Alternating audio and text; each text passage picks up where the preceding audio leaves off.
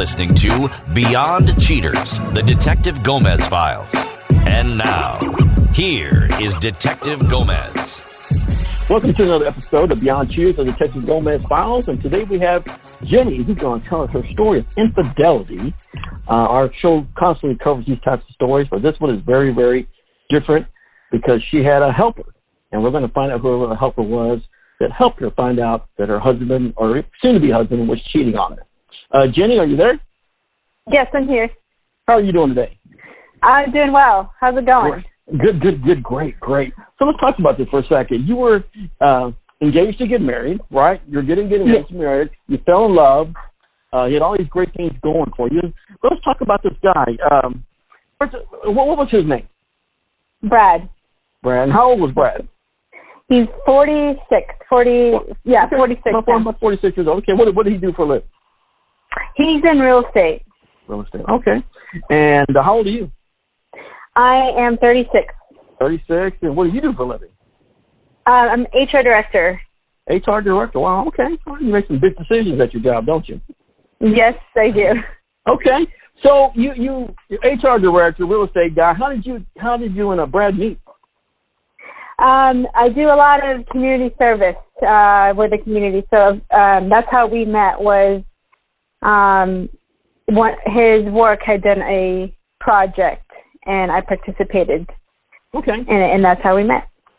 So you met, you fall in love, you get to a point, how long did y'all date before he asked you to be his wife forever? A few months. Wow. A few months. We made sure. I was in a point in my life. I was 29, and, I laid it all on that this is where I want my life to be. This is my goal, and family, and the whole 9 yards, and the picket fence, and the house, the family, and the swing in the front yard, basically. And I guess you thought this guy was going to give it to you, right? This guy was like, man, this is the one. I'm 29 years old.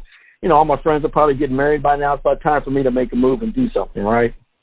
Right, and I made sure that our goals and our family background and that they were aligned, because I didn't want to start somebody, and I didn't have the same plans in life, same goals. Okay, so this guy asked you to marry him. How did he do that? Was it a big ceremony, or he just, did they ask you one day, would you marry him? Did he get on one knee? How did that go down? It was really sweet. He proposed where we met, so it was in public. It was really sweet. Okay. So. Very nice. All right, so you get married. You're not married yet, but you're engaged to get married, and you're obviously thinking this is the guy you're going to spend the rest of your life with, which is actually a long time.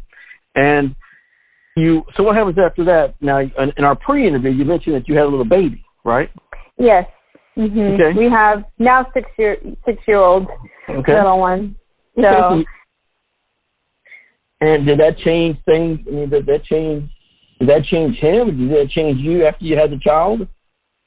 Oh my goodness, it was a complete 180 after we had the baby, and Valerie. Well, I'm sorry, Valerie's her name. Well, let's back up a little bit before we, the whole engagement thing. Why we hadn't gotten married so fast is because there was something off that I wasn't quite 100% on. I didn't know what it was. And so I said, there's something off, let's go on a spiritual journey together. Okay. And so that's kind of where we were at. All right, so you didn't get married, but you had the child. Mm-hmm. But you're living together, right? Yes. Okay. So you get to a point where you're like, this is what I want. I'm here. I'm going to do everything I can to make my family work, right? Pretty much. Right, exactly. Now, you mentioned in your pre-interviews something about there was a money shortage. You're running short on money, and you used all your savings, and he used some of your parents' money. Tell me a little bit about that. Yes. So basically, after we had our little one, the personality switch, complete 180. There was abuse that happened, psychological, and it's so tiny.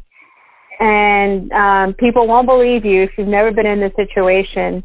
that people will think of it as, oh, you're just being too sensitive, and kind of make up excuses, because it's little things that become big things. And can you give me some examples? Some examples? Sure. So he didn't really help out much with, the first year of that we had our little one. So I did everything in the house. I was working full time. I volunteered with 2 nonprofits, a board member of one, and so I took care of nursing, breastfeeding, and took care of everything around the house: laundry, dishes, bathing, and everything with our little one and the household. Okay. And after our little one go to sleep, it would be intentionally picking fights to cause sleep deprivation. And and we carpooled together for work. So, and there were times where I've dozed off on the way to work, and he would nudge me and wake me up and tell me, if I'm not sleeping, you're not sleeping, that type of thing. And there was, we got into another situation, is an altercation that we had where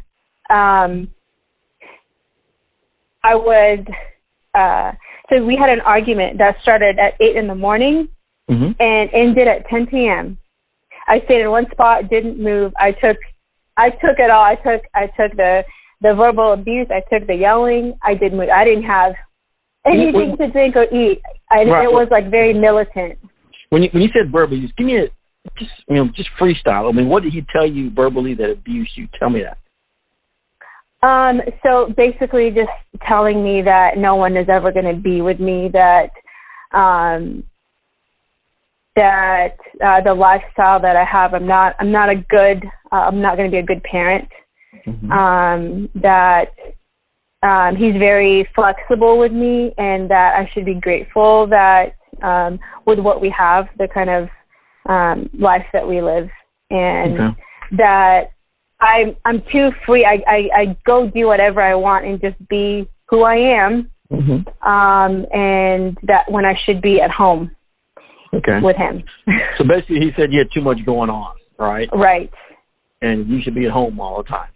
Right. Okay. All right. Okay, so that was some of the physical abuse, and, did he call you names or anything like that? Yeah, he's called me names. We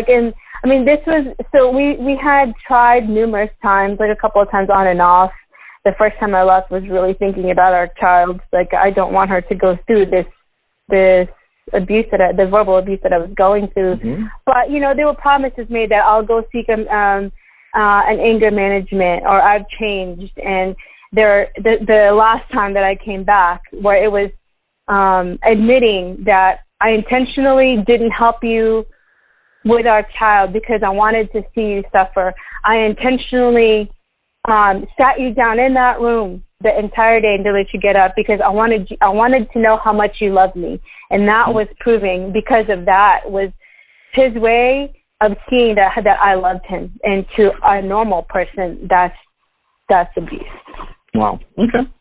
All right. So now, how about physically abuse? Was there any physical abuse involved?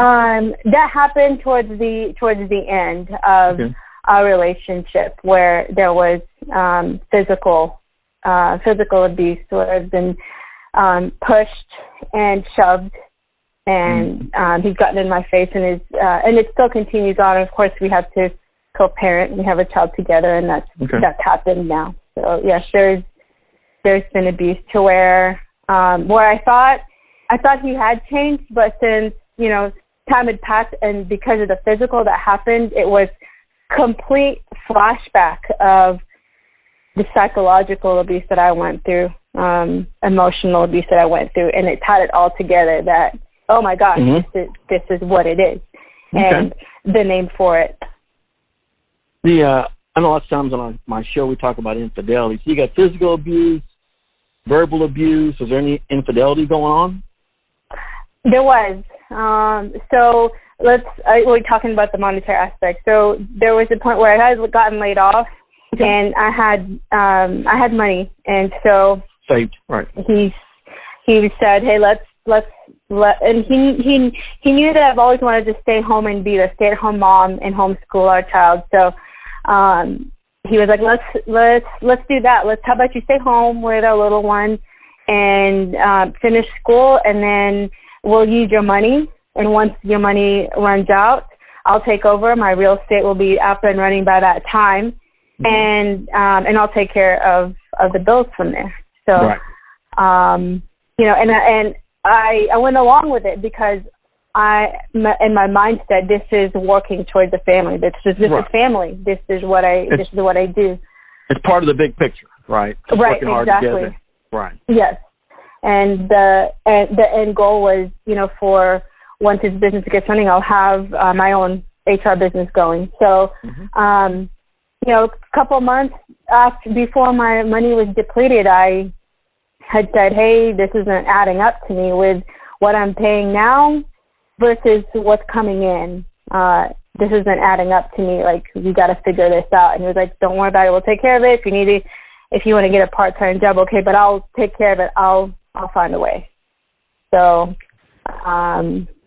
I worked part-time, less than like maybe 15 hours a week with my church, just to have some kind of income. Right. So you're working with the church, you're bringing in some extra money, but it's not like what you had because you got laid off, obviously. Right. So now he borrowed some money from one of your family members, right? Because y'all were running short on cash, right?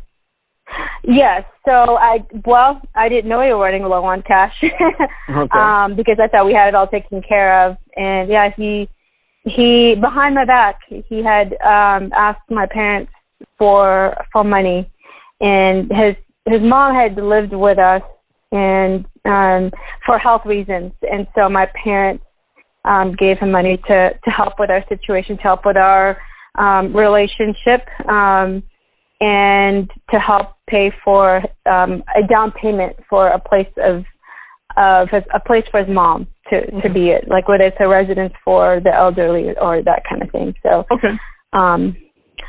but his mom still lives with him, if that says anything. But it was $10,000 that he had. The $10,000 didn't go for the mom, right? Basically. No, not at all. No, that was in June, and you know, he and I had gone on a trip with our little one to Colorado to teach at a summer camp at YMCA in Colorado, and I paid for that trip. And after coming back from that trip, he went on a random trip on his own and by himself. Yes, and coming back, I had gotten sick. I got hospitalized for a week or so in July. So. Now, when you went on this random trip, did you take your daughter with him, or did you go by himself? No, he went by himself. And this was when, like, okay, we're having financial situation, but you're going to take a trip. Okay. Yeah, how did that work out? Did you have money to go to college? Was it a day trip, a week trip, or how long? It was a week. It was a weekend trip. He just said he needed to get away, and he told me like a couple of days before the trip that he found tickets cheap to Colorado, which it was so specific on where he was going to, because I know one of his friends owns a little spot at Winter Park. Winter Park, Colorado. So he got to spend a week out there. Obviously, he's spending your money. Did he go there by himself, or did you find out he went with anybody else, or how did you find out he was cheating? I mean, obviously, you mentioned this. Oh, gotcha. Okay, so how I found out he was cheating was fast forward to after July. You know, everything got really rocky at that point, to where the physical abuse started happening. And so that's when I left, was because the abuse was happening in front of our child. So I left and stayed with my best friend, and then my family, my parents. And it was during a holiday where he had asked if he could, you know, take our daughter to one of his Christmas events for I'm gonna say Camp Gladiator. He participates in Camp Gladiator CG. So.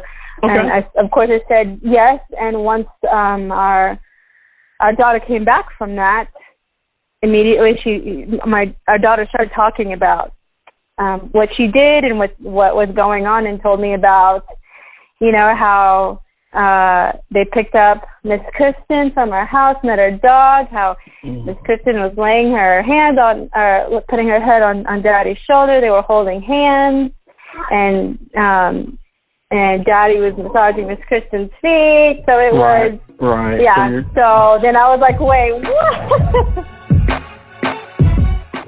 Thank you for listening to our show today, ladies and gentlemen. We want to thank our sponsor, Juan Hernandez Law.